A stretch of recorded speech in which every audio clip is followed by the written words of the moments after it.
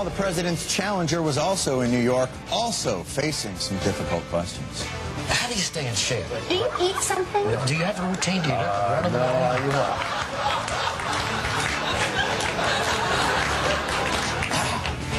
It's like Nerf Crossfire.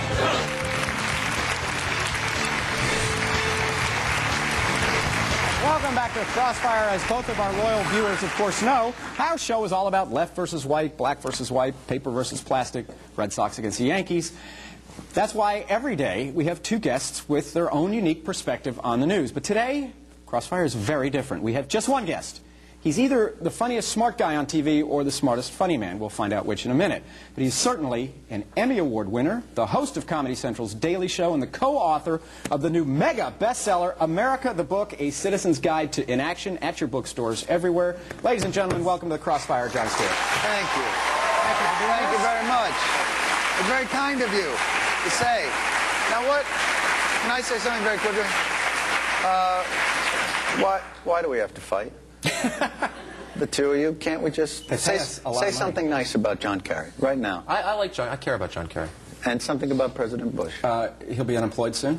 I failed the test. I made the effort anyway. No, actually, I knew Bush in Texas a little bit, and truth is, he's actually a great guy. He's not a very good president, but he's actually a very good person. I don't think you should have to hate to oppose somebody, but it makes it easier. Why do you argue? The two of you, I hate to see it. We enjoy it. Let me ask you a question. Wait, let me ask you a question first. All right. Is John Kerry really the best? I mean, I think, John Kerry's not a terrible guy. Is he the best? I thought Lincoln was good. Is he the best the Democrats can do?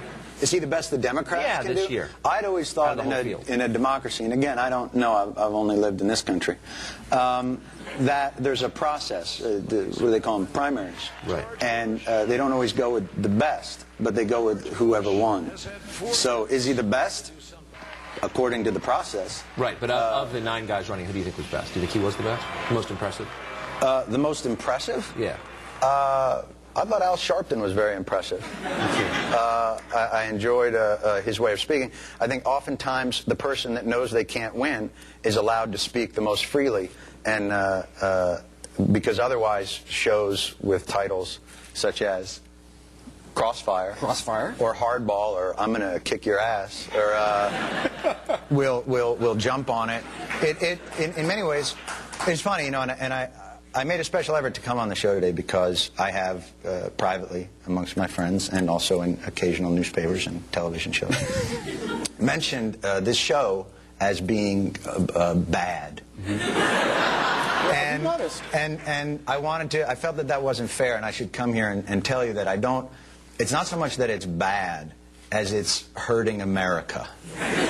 So I wanted to come here today and say... Wait. Here's just what I wanted to tell you guys. Yeah.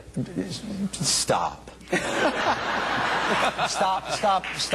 Stop hurting America. Okay, now... And come work for us, because we, as the people... How do you pay? The people, not well. Better than CNN, I'm sure. But you can sleep at night.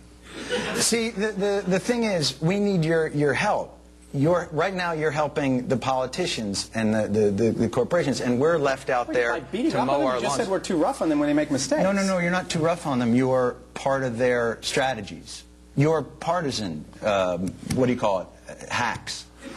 Wait, John, let me tell you something valuable that I think we do that I'd like to see you do. Something valuable? Yeah, no, it's nice I would like to hear it. And I'll tell you, when politicians come on, yeah, it's nice to get them to try and answer the question. And in order to do that, we try and ask them pointed questions. I want to contrast our questions with some questions you asked John Kerry. If you want to compare your show to a comedy show, you're more than welcome to.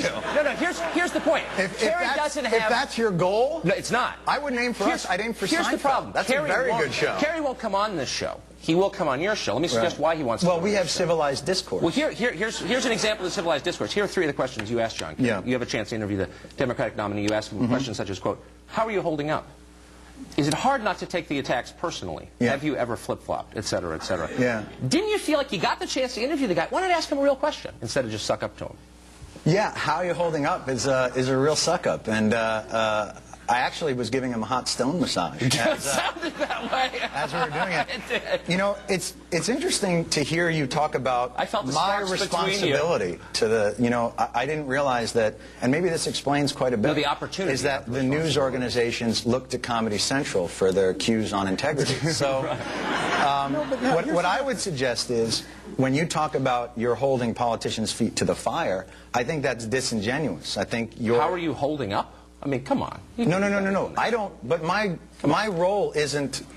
I don't. You can ask him a real question, don't you think? Instead of saying, you know. I don't think I have to. By the way, I also asked him, you know, were you in Cambodia?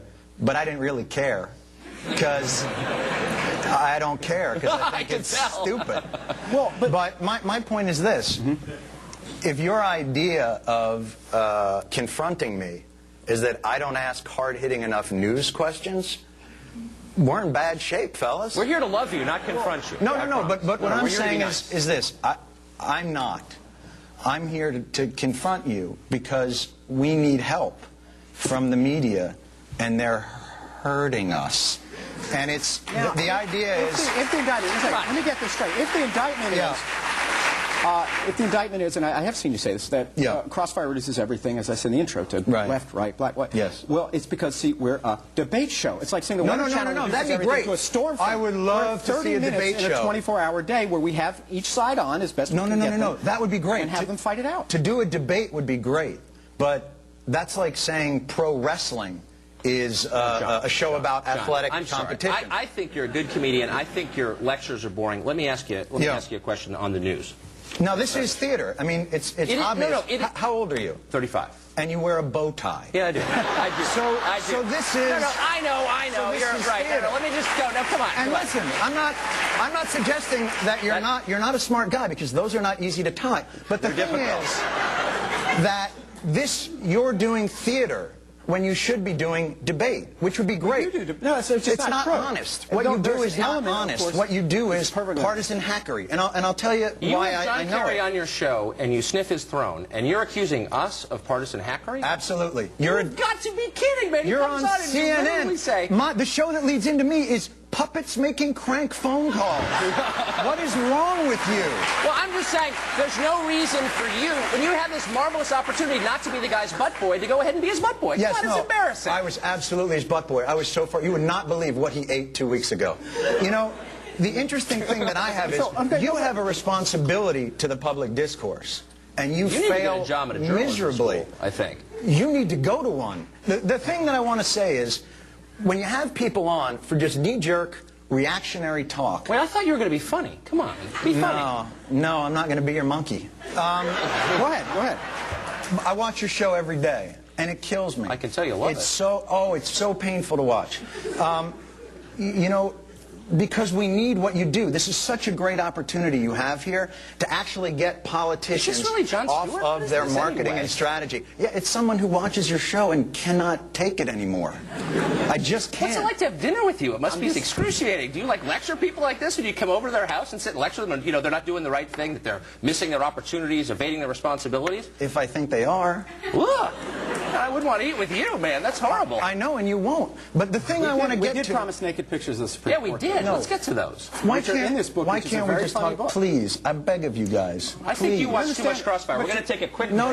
Look, hold on. We've got commercials. Please. Next, Please stop. In the rapid fire. Please Hopefully stop. he'll be here. We hope. We think. And then, did U.S. soldiers refuse an order in Iraq? Will Blitzer has the latest on this investigation right after the break.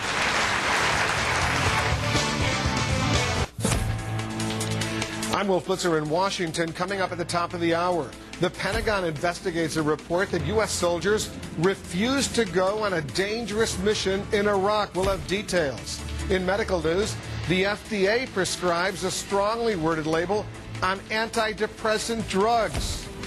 And why some experts think the flu vaccine shortage is a grim warning about U.S. vulnerability to bioterrorism. All those stories, much more, only minutes away on Wolf Blitzer Reports. Now back to Crossfire.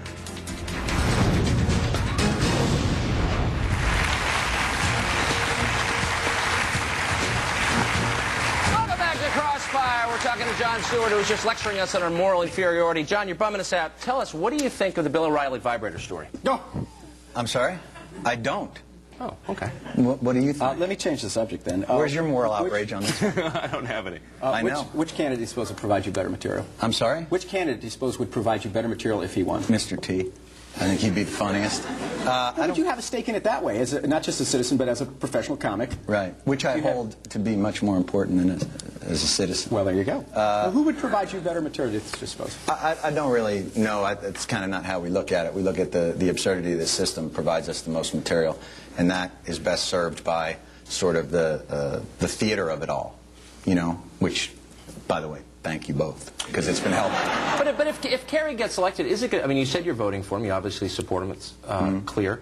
Will it be harder for you to mock his administration if he becomes president?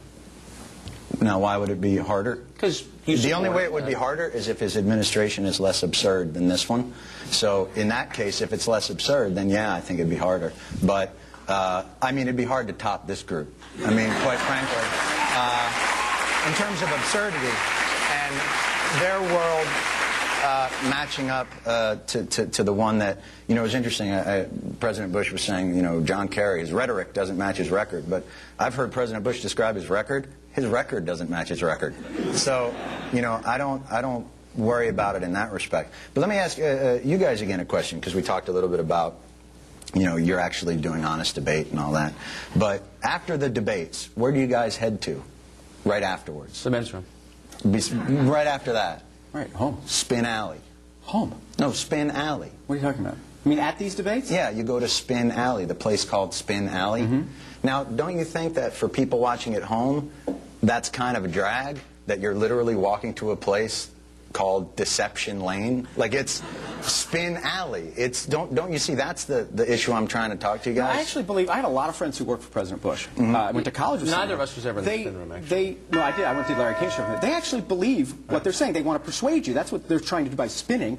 But I don't doubt for a minute these people who work for President Bush, who I disagree with and everything, they believe that stuff, John. This is not a lie or deception at all. I think they believe in him. I think they believe, just like I believe in my guys. I think they believe President Bush would do a better job, and I believe the Kerry guys believe President Kerry would do a better job. But what I believe is they're not making honest arguments. So what they're doing is, in their mind, the ends justify the means. I hate to so at all. I do think you're more fun on your show. Just my opinion. But okay, Jon Stewart goes one-on-one with his fans. You're as big a dick on your show as you are on any show. Now you're getting into it. I like that. Yeah. Okay, we'll be right back. Eastern.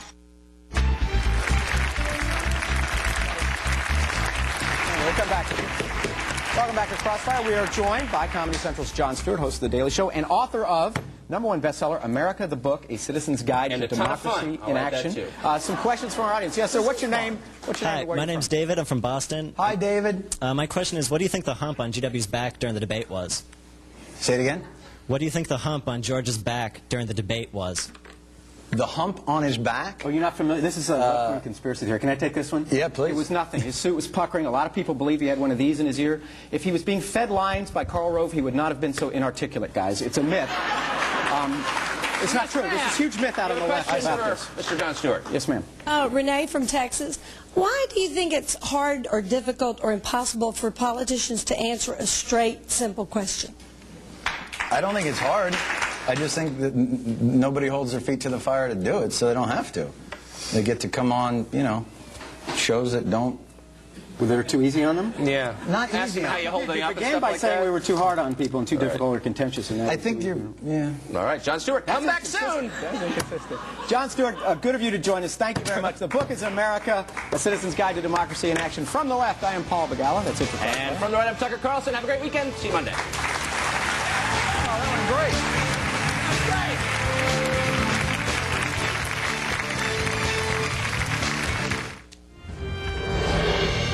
Happening now, an extraordinary